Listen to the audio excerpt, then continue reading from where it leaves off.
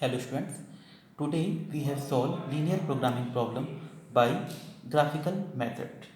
Graphical methods can be used to solve the linear programming problem where we have only two variables like x1 and x2.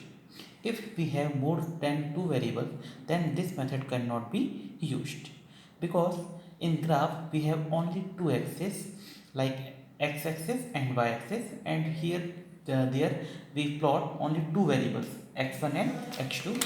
So like that, here you can see that this is a graph. Here you can we have only two axes x1 and x2. Okay, x-axis or y-axis, we simply say that. Okay, so in graphical method we have used only where two variables. Okay, so these are the steps to solve the graphical method problem. Okay, so first step is plot the constants on a graph. Second step, plot also the non-negative restriction. Third one, identify the feasible region that contains the set of points satisfying all the constraints. Next, identifying the corner points. Next, evaluate the objective function at all the corner points. Next, that corner point that has the best value of objective function is optimal. Here you can see that the last point is that corner point that has the best value. Here if we have a if we have objective function like is a z minimize, similarly, so we can select that point where we have a minimum value of the objective function. And if we have a objective function is maximized type, then we select the value of z where the objective function is maximum. Okay, so next,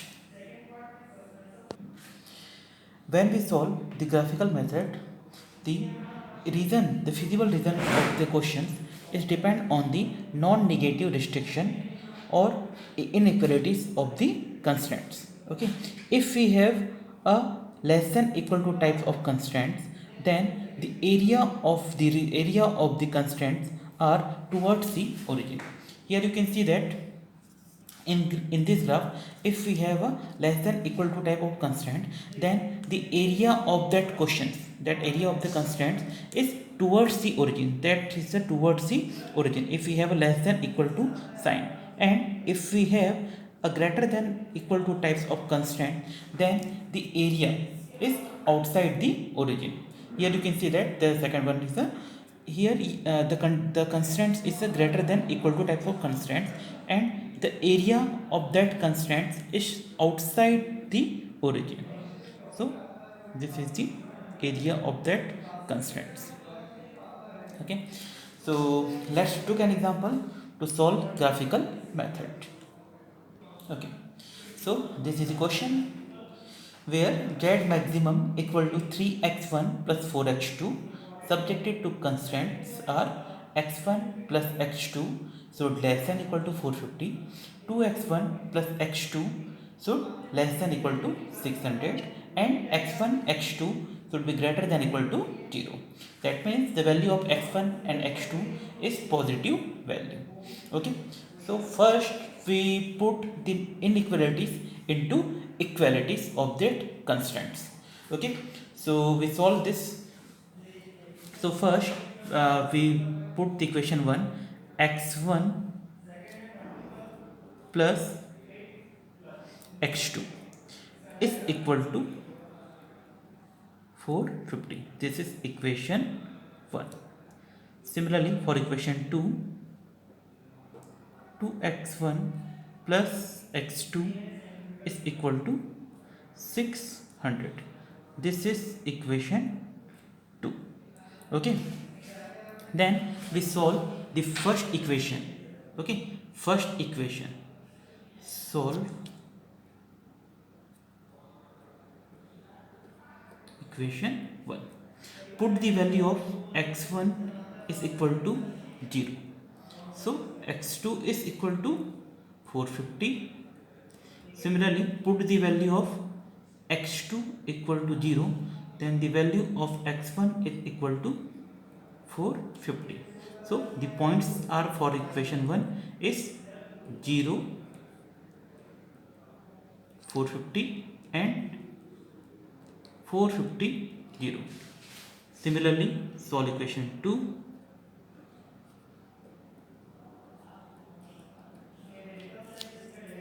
Put the value of x1 is equal to 0, then x2 is equal to 600, and put the value of x2 equal to 0, so x1 equal to 300.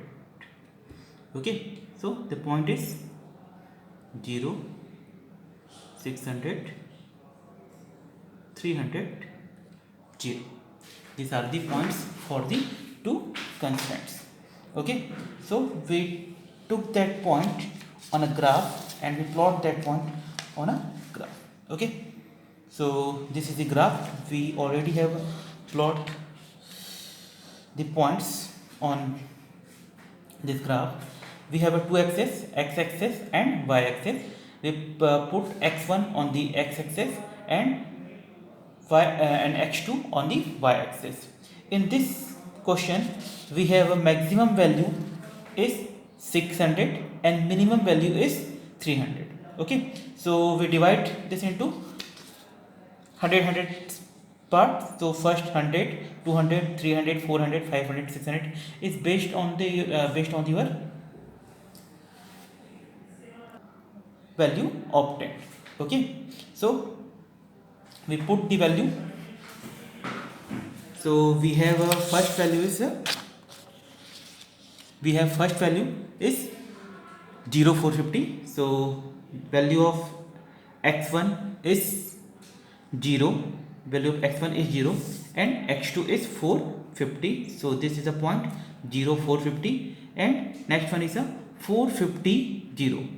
So the value of x2 is 0 and x1 is a 450. So this is the point. We plot that. So this is the first equation, which is a x1 plus x2 should less than equal to 450. x1 plus x2 is less than equal to 450. x1 plus x2 should less than equal to 450. Next is a 0, 600, 0. This is 0, 600 and 300, 0. This is the point 300, 0. Okay, so this is the second constant point. So we plot that by line, joining the 2 points by a line. So this is your second constant, which is a x1 plus x2 should less than equal to 600. So we plot both the constants on a graph. Okay, so next step is to see the reason of the constants. So we already know about that. When your area is less than equal to, so the area is towards the origin, and when the constant is greater than equal to types of, so the area outside the origin. So here we have that constant is less than equal to that. Both the constants are less than equal to types of constant. So the area of that constant is towards the origin. So for first we plot first equation. So area towards the origin. So this is area towards the origin, and for equation 2 is also less than equal to that. So the area towards the origin. Okay, so we have select that region which is a common to both the constants. Okay, so we select that common region which is both the constants. Okay, so this is the area which is common to both the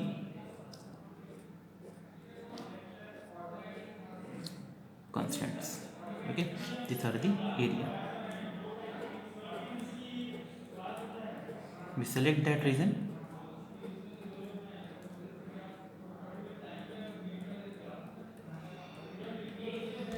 this region is also known as a feasible region. This region is also known as a feasible region because in this region we have point the value of z which is optimal. Okay, so in this region we have many points and all of them are satisfying both the constraints. Okay, but we have to find the maximum value of z. For this we have select that point which gives the maximum value of z. Okay, so basically in this region we have many points which gives the maximum value of the z, but for optimal value we have always select the corner points of that region because the corner point gives the optimum value for z. Okay, so we have select the only corner points. First corner point, suppose we have select this point is a and this is b, this is c and that point is a d. So we have select only the corner points because corner points gives our optimal value for the solution. Point a is 0 0 because it is on the origin. Point b is 0 450. Point c, the value of point c we have not solved it, and the value of point d is 300 0. To obtain the value of c we solve the intersections point, or we solve the equations of the two intersecting lines. So here we have only two constants, so we have solved the both the equation. So first equation is a x1 plus x2 is equal to 450 and 2x1 plus x2 equal to 600. So we subtract them, then the x1 equal to 150 and x2 equal to 300. So we have find both the points x1 x2 is equal to 150 300. So this is the point of a c. So c is a 150 300. Okay, we can directly find that point by the graph. Here you can see that the value of point c is 300 and 150. Simply you can obtain by graph that is a 150 300. But when we not plot this graph on a graph paper, then it is difficult to find out that point. So in these cases we have solved the intersecting equations or intersecting lines. Okay, so from this also graph also we can find out, or by solving the two intersecting lines we also find that point. So we have 4 points a, b, c and d, where a point is a 0 0, b is a 0 450, c is a 150 300 and d is a 300 0. So put this value on the objective function. So first we put z maximum is equal to what is 3x1 plus 4x2. So put the value of x1 and x2 of the different points. So first we put za equal to 3x1 plus 4x2. We put that. So this is a z. What is za is a 0 0. So that is a 0. Similarly for zb, we put that point 3x1. What is that? b is a 0 450. So 3 into 0 plus 4 into 450 is equal to 1800. Similarly for zc is 3 into 150 plus 4 into 300 is 1615. And for zd put that 3 into 300 plus 4 into 0, so 900.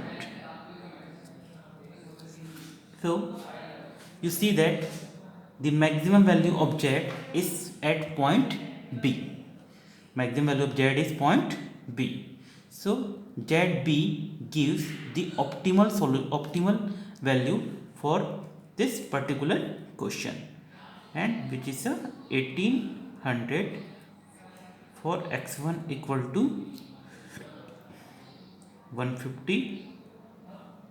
Sorry, x1 equal to 0, x1 equal to 0 and x2 equal to 450. So this is your Unix, this is the solution of that particular question. Here you can see that we have only one solution, but in many cases we have more than one solution or we don't have any solution. So this is the case where we have only one solution, and this is known as a unique solution. Okay, so I hope your this question is clear. Okay, so next class we have solved the another question